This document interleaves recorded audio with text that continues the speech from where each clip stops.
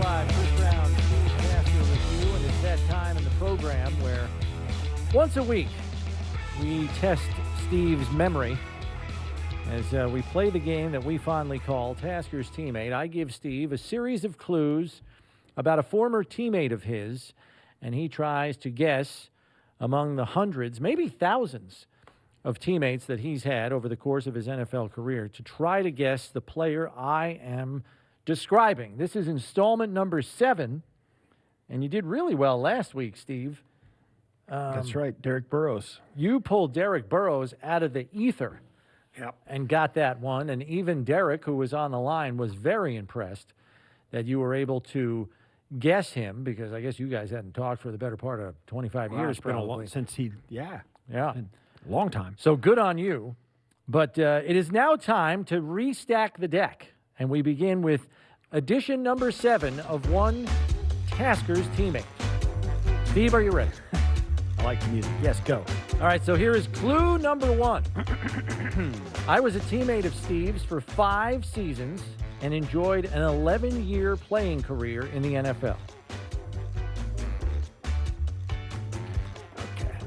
So John this is- Fina. It is, it is not John Fina. Okay. Clue number 2 for Tasker's Teammate. I was born in Detroit, Michigan, went to Brother Rice High School, where I was a parade All-American and won a state title my junior year.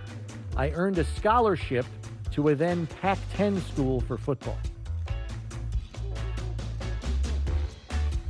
Mike Lodish. Steve, you just nailed it. No way. Mike Lodish on the second clue. Wow. Thank you. Wow. That is a new record for Steve. And we got Mike on the line. Say hi, Steve. Mike. What's going on? Lodi, what's going on, man? Hey, man, I'm honored. I'm honored you pegged me in the second clue. That's right. I got when he said you grew up in Detroit, went to L.A. to college. Yeah, you knew who that was. I do, because you told us that we had you on the program. We're in where were we Exactly. at? We're in Detroit for what were we there You for? were in Detroit for a Preseason game with the Lions. For a preseason game, right?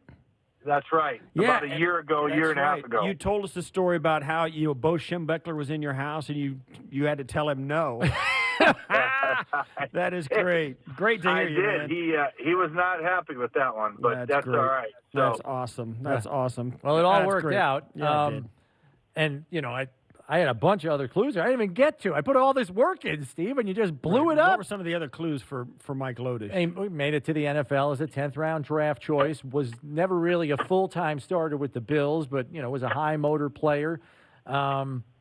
Not only did he appear in 4 straight Super Bowls with the Bills, but had a chance to play in 2 more before his NFL career was over. I didn't want to tell you back-to-back. I knew yeah, that. 6 in a row. That's an automatic 6 Super Bowls. Yeah. You'd have known that in a heartbeat. Yeah, I would have Yeah. got that, no problem. Yeah, that's an absolute no-brainer. Yeah, because for a while, Yeah. Mike had the record, for most Super Bowl appearances, and then, Tom Yeah. Brady came along and blew that up. So Right. another reason to hate Tom Brady. So Yes, that's right. Yeah. Are you still in the Detroit area? Are you still in Michigan? I am. I'm actually about to get ready to go into a meeting with Gallagher Kaiser at work here at General Motors Hamtramck plant, where they're refabbing this whole plant. All the what I do is I moved from the Midland Tool when you guys met me at the hotel that day a year or so ago, and I'm selling and renting heavy equipment now, which is a significant. I'm making the same amount of money I did when I was in my second year in the league or third year in the league, Oh, very including nice. bonus. So it's a lot better, and it's nicer. But dealing with GM and getting out here with COVID is really kind of a hard thing. But essentially, I rent aerial lifts, like man lifts, like straight boom man lifts, or articulating ones, or cranes, large cranes, 80-ton cranes or smaller. And if you know what those are, and then we rent like forklifts and stuff. So How that has kind of thing. how has the pandemic affected all these, like the lines, the assembly line, the auto? We're in here in Buffalo. We don't know anything about what's going on in Detroit. I mean, how's this pandemic affected all of that stuff? Well, I think, as far as our business is concerned, we made money during COVID. We profited about $100,000. So it's not, we're a $200 million company, but to make money, right, on any money you spend is good. especially in a situation like the COVID-19 pandemic. But work has been steady. Work has been steady. Wow. And I'm sorry, Mike, I didn't mean to interrupt you. Are you still doing the peanut brittle stuff with your mom's recipe or no? no, that's just Christmas time on the stovetop. That's good. Gotcha. That's perfect. Keep it that way. It's more fun. So, hey, listen, fellas, I don't mean to cut you off, but I got a big deal waiting for me. Yeah, and I no. wanted to do this interview. Sevy, it's always a pleasure to talk to you. And, Jay, thanks for putting me on. And guys, if you ever need anything from me, I'm a phone call away. Yeah, good luck in the meeting, Lodi, sir. thanks a Don't lot, let us man. keep you. Take care.